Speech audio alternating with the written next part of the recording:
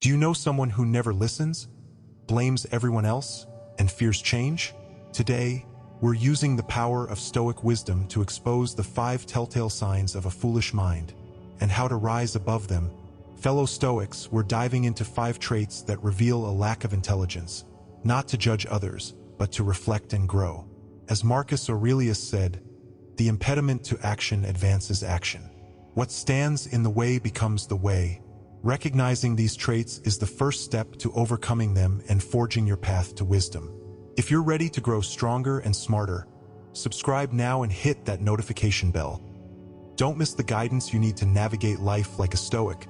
The first sign of foolishness is a closed mind, a stubborn refusal to consider new ideas, adapt, or learn.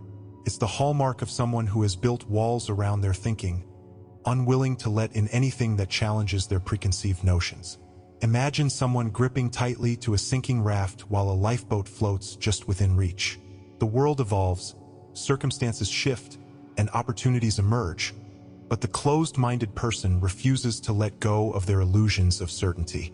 They'd rather drift away than face the vulnerability of admitting they might be wrong. Marcus Aurelius offers us a profound insight into this struggle. The impediment to action advances action. Obstacles are not roadblocks, but the very terrain we must traverse to grow. Yet for someone with a closed mind, obstacles appear as threats to their identity. Admitting a fault or embracing a new perspective can feel like defeat because they've built their sense of self on the fragile foundation of being right. This rigidity, however, is not strength, it's brittleness. A tree that refuses to bend in the storm is the first to snap. Consider this scenario. A colleague at work insists on using an outdated process despite clear evidence that it no longer serves the team. Their unwillingness to adapt not only holds them back but drags everyone down with them. When confronted with new tools or suggestions, they respond with defensiveness or outright dismissal. How often do we see this in our own lives, at work, in relationships, or even within ourselves? The cost of a closed mind isn't just personal stagnation. It creates ripples of missed opportunities and strained connections. Epictetus reminds us of the root cause of this behavior: arrogance.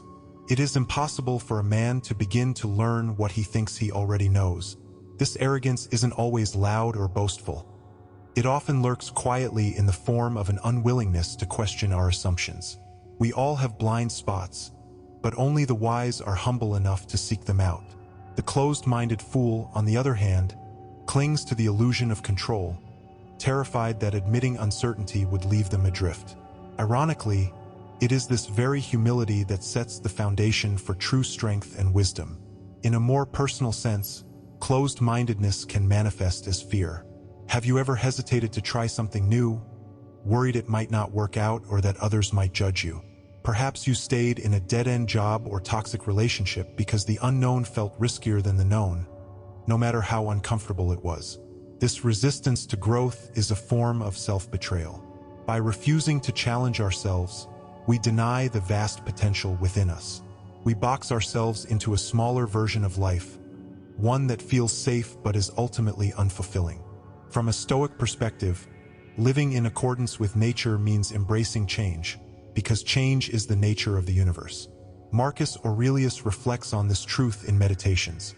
Observe how all things change, and how you are part of this change. Nature loves nothing so well as to alter former things and make new ones like them. The very essence of life is flux, and to resist this is to resist life itself. A closed mind is like a rock in a river. It resists the flow, and though it may hold its ground for a time, it is eventually worn down and diminished. Real growth requires discomfort, and that is where many falter. The person with a closed mind avoids discomfort at all costs, even when it's the discomfort of realizing they've been wrong. Seneca gives us a sharper perspective. The knowledge of sin is the beginning of salvation. To accept our errors, our ignorance, or our limitations is not a shameful defeat. It is liberation. It's the first step toward greater understanding, a truer sense of self, and a more harmonious existence. Let's think about the practical effects of keeping an open mind. Imagine a business leader who recognizes the importance of innovation. Instead of dismissing new ideas, they encourage their team to experiment, fail, and learn.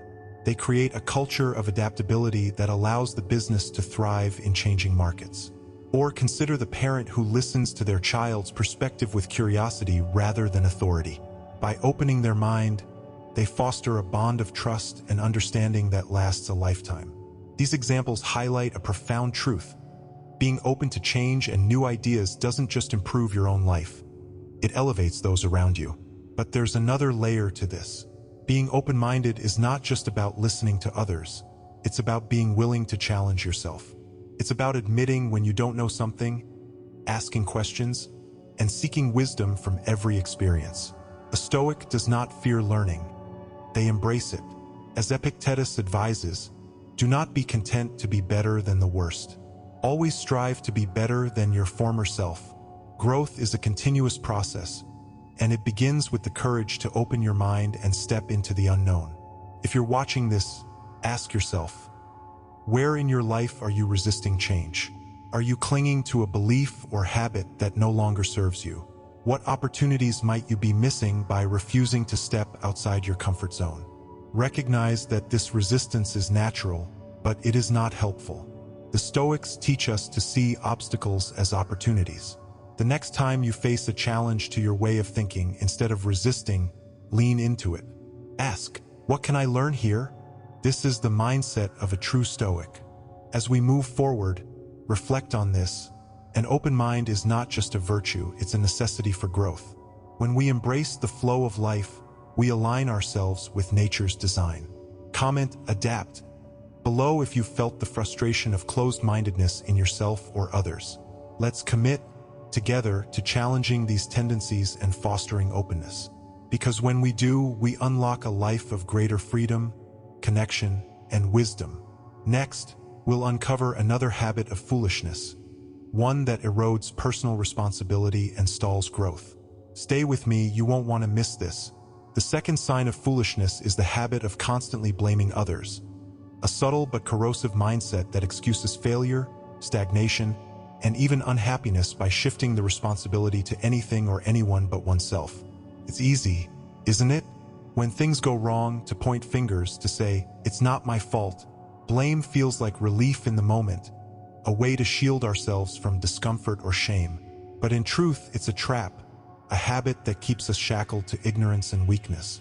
When we choose blame, we abandon our greatest power, the ability to take responsibility for our lives. Epictetus reminds us, men are not disturbed by things, but by the views they take of them. Blame is a view, a lens through which the fool interprets the world. To blame others for our misfortunes is to hand over control of our lives to external forces. It's saying, I have no power here. Someone else is in charge of my destiny. But for the Stoic, this is absurd. We know that while we cannot control what happens to us, we can control how we respond. This inner power is our fortress, but blame dismantles its walls brick by brick, leaving us exposed and vulnerable. Imagine a coworker who always blames the team when a project fails, or a friend who insists their relationships fall apart because of their partners. Do these people learn? Do they grow? Or do they repeat the same patterns, mistaking the world as the problem instead of looking inward? Constant blaming is like sailing a ship without a rudder. No matter how fiercely the winds blow, without guidance from within, the ship drifts aimlessly, crashing again and again on the same rocky shores. Let's take this further. Consider how blame operates in your own life. Have you ever blamed a bad day on traffic, only to realize that the real cause was your impatience? Or perhaps you've blamed a lack of progress at work on your boss, without considering whether you've communicated your needs or sought opportunities to improve. It's painful to admit, but necessary. Blaming others blinds us to the role we play in our circumstances. It blocks the essential practice of self-reflection, which is the cornerstone of a Stoic life. Seneca offers sharp insight here. It is the power of a great mind to disdain injury and insult. This means that even when others truly are at fault, the wise person does not dwell on it or use it as an excuse. Why? Because doing so would only harm their peace of mind. Wisdom teaches us that the most effective response to adversity is not assigning blame but deciding how to move forward. A great mind does not waste energy on resentment. it channels it into action. Think about the broader consequences of constant blaming. On a societal level, it fractures communities. When people blame the system, those people, or bad leaders, they avoid their own civic responsibility. Marcus Aurelius reminds us, waste no more time arguing about what a good person should be. Be one. Blame divides, but action unites. And on a personal level, blaming damages relationships. Friends, family, and colleagues tire quickly of someone who never takes responsibility. Trust erodes, respect fades, and what is left but isolation? The emotional cost of blame is even greater. Blame breeds resentment, an acid that eats away at our joy, leaving us bitter and trapped in a cycle of frustration. When we blame others, we unwittingly teach our minds to focus on what's wrong instead of what's possible. This mindset robs us of agency and fosters a victim mentality, where life happens to us instead of for us. Contrast this with the Stoic approach, to accept reality as it is, take ownership of our responses, and see every challenge as an opportunity to grow stronger. Marcus Aurelius speaks directly to this. You have power over your mind, not outside events. Realize this, and you will find strength. This strength lies in the humility to admit when we are wrong and the courage to take ownership of our choices. When we do, we reclaim the reins of our lives. We cease being passengers, at the mercy of others, and become the drivers of our own destiny. Blaming others is, at its core, an avoidance of growth. To own our mistakes is to confront the uncomfortable truth that we are flawed and fallible. But here's the beauty. Growth only comes through this confrontation. As the Stoics teach, adversity is the raw material from which character is forged. Every setback, every mistake, every perceived failure is a chance to practice courage, wisdom, and resilience. Blame robs us of these chances, leaving us stagnant while others evolve. The journey of embracing responsibility can be challenging, especially if blame has become a deeply ingrained habit. But change is always possible. Start small. The next time something goes wrong, pause. Instead of immediately assigning blame, ask yourself, what part did I play in this? What can I learn? How can I do better next time? These questions shift the focus from external to internal, from weakness to strength. They are the seeds of transformation. This practice of self-accountability is not just for our own benefit. It's also a gift to those around us. When we take responsibility, we inspire others to do the same. We lead by example, showing that true strength lies not in deflecting blame but in facing it head-on. Imagine a world where people owned their actions, learned from their mistakes, and supported each other in growth. This is the world the Stoics envisioned. A world built on virtue, understanding, and mutual respect. As we close this point, reflect on this. Blaming others is easy, but it's a hollow victory. It feels good for a moment but leaves us weaker in the long run. Taking responsibility, on the other hand, is hard, but it's the path to true strength and wisdom. Ask yourself, where in your life are you still pointing fingers? What would happen if, instead, you pointed inward? If you believe in accountability, comment, own it, below. Now, we've covered 2 major signs of a foolish mind, but the next 3? These are the ones that truly hold people back from greatness. Stay tuned to discover the key habits that separate wisdom from foolishness. If you've found value so far, consider clicking the thanks button below. Every contribution helps us bring more wisdom to the world. The 3rd sign of foolishness is arrogance, an unrelenting need to feel superior to others. Arrogance thrives on the illusion of self-sufficiency, convincing people that they have nothing left to learn. It's a loud but hollow declaration of one's worth, a desperate attempt to construct importance on the shaky ground of comparison. But as Seneca wisely observed, the highest point of philosophy is to be both wise and humble. True wisdom is not about showcasing how much we know, but about recognizing the vastness of what we don't. Arrogance, however, slams the door on this recognition, locking its bearer in the prison of their own ignorance. Think about a time when you encountered someone who was clearly more focused on proving their intelligence than seeking understanding. Perhaps it was a colleague who monopolized every meeting, dismissing others' ideas as inferior. Or maybe it was a friend who always had to one-up your experiences with their own. At first, their confidence may have seemed impressive, but over time, it became clear that it wasn't confidence at all. It was insecurity masquerading as self-assurance.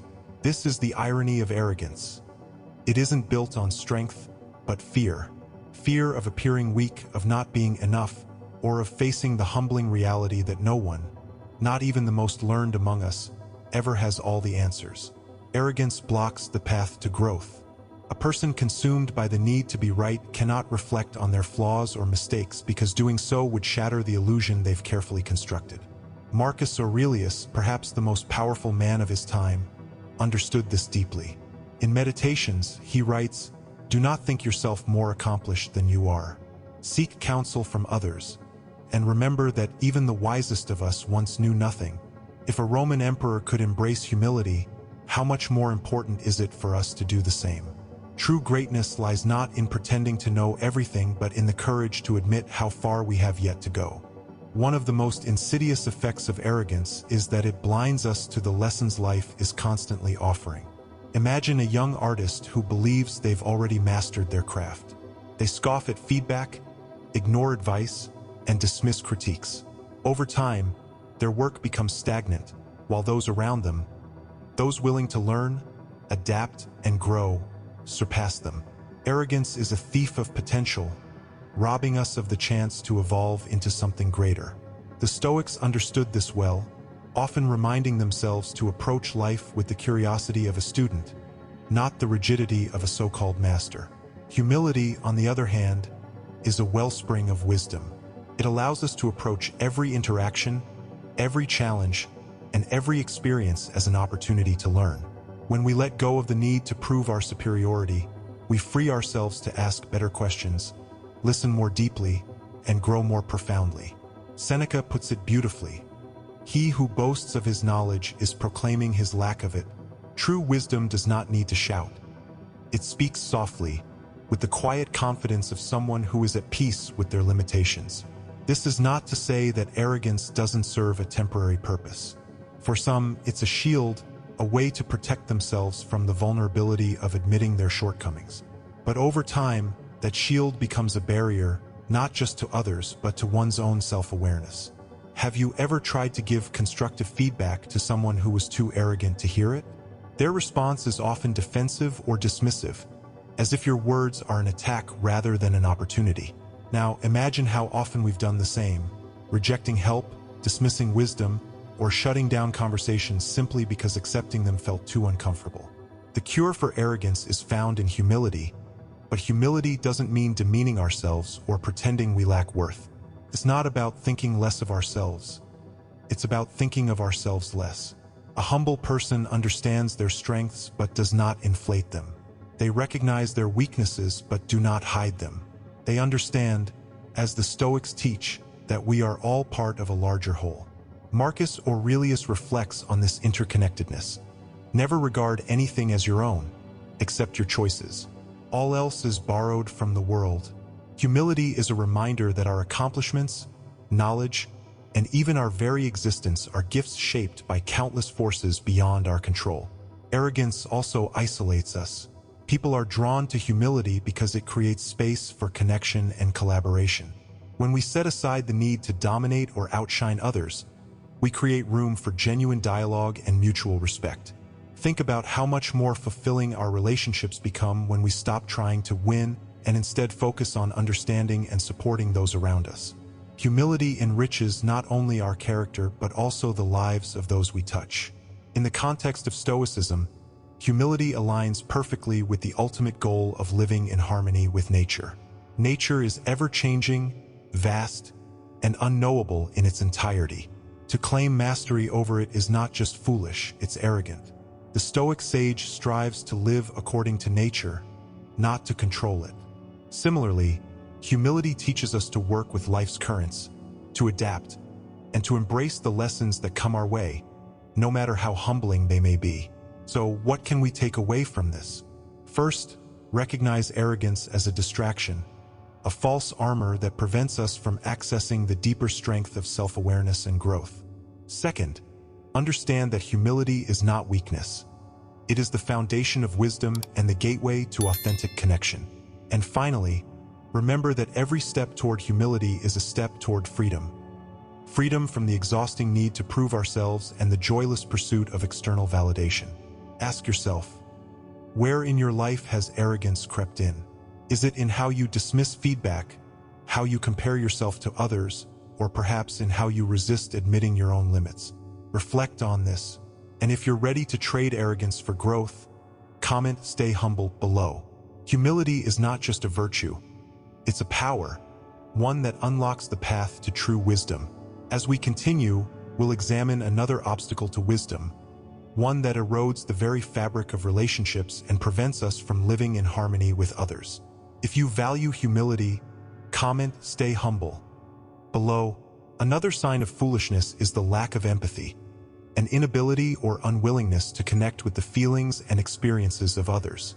A person devoid of empathy is like a ship adrift, isolated in a vast ocean, unaware that its survival depends on the interconnected tides and currents that guide its course. Marcus Aurelius captured this truth with profound simplicity. We are made for cooperation. Like feet, like hands, like eyelids, we were never meant to live in isolation. Our very nature is social, interdependent, and designed to thrive in harmony with others. Yet, when empathy is absent, this harmony collapses into discord, leaving isolation and resentment in its place. Think about how vital empathy is in everyday life. Imagine a manager who fails to consider the struggles of their employees, pushing them harder without ever asking about their well-being. Or a friend who listens only to respond, never truly hearing what you're saying. Without empathy, relationships become shallow and transactional, stripped of the trust and understanding that give them meaning. A lack of empathy doesn't just create distance. It erodes the foundation of human connection, leaving both parties worse off. From a Stoic perspective, failing to cultivate empathy is more than just a social failing. It's a philosophical one. The Stoics believed that we are all part of a greater whole, bound by a shared humanity. Marcus Aurelius reminds us of this in Meditations. Say to yourself at every moment, "I am a member of the human race. As a limb or organ of this body, I must work for its health and harmony." To reject empathy is to reject this truth. It is to see oneself as separate, disconnected from the human experience, and thus blind to the very essence of what it means to live according to nature. Lack of empathy often stems from a deeper fear of vulnerability. To truly empathize with another person, we must momentarily set aside our own perspective and immerse ourselves in theirs. This requires humility and courage, as it challenges our ego and forces us to confront truths that may be uncomfortable. For the fool, this is too great a risk. They guard their sense of self so fiercely that they cannot allow themselves to step into someone else's shoes. Yet in doing so, they rob themselves of the richness that comes from understanding others and being understood in return. Consider the consequences of this in real life. A parent who lacks empathy may fail to understand their child's struggles, resorting to criticism instead of compassion. Over time, this can create a rift, leaving the child feeling unheard and unsupported. Similarly, in a workplace, a leader who cannot empathize with their team fosters an environment of mistrust and low morale. These situations highlight a stark truth. Empathy isn't just a virtue.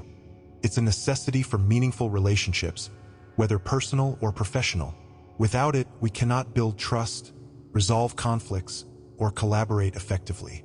Seneca speaks to the transformative power of understanding others when he says, "Wherever there is a human being, there is an opportunity for kindness." Empathy at its core is about recognizing this truth. It's about seeing the humanity in others, even when it's inconvenient or uncomfortable. Imagine how the world might change if more people approached life with this mindset. Instead of rushing to judgment, they would pause to listen. Instead of assuming the worst, they would seek to understand. This isn't just wishful thinking. It's a practice, one that begins with the simple but profound act of putting ourselves in someone else's place. Empathy also deepens our understanding of ourselves. By exploring the emotions and experiences of others, we expand our perspective, challenging our own biases and assumptions. This is why the Stoics emphasized the importance of engaging with different viewpoints. Epictetus advises, listen with the intent to understand, not with the intent to reply. In doing so, we not only honor the dignity of others but also refine our own character. Empathy, then, is a two-way street. It enriches both the giver and the receiver, creating a cycle of growth and connection. But what happens when empathy is absent? The consequences ripple far beyond individual relationships.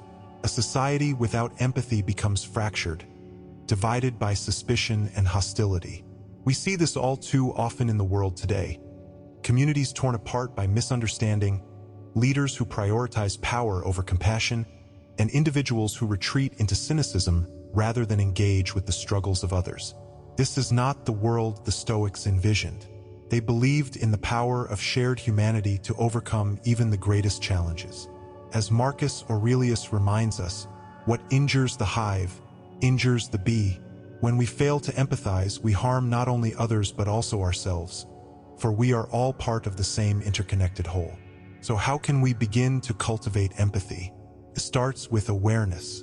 Pay attention to the moments when you find yourself quick to judge or dismiss someone else's perspective.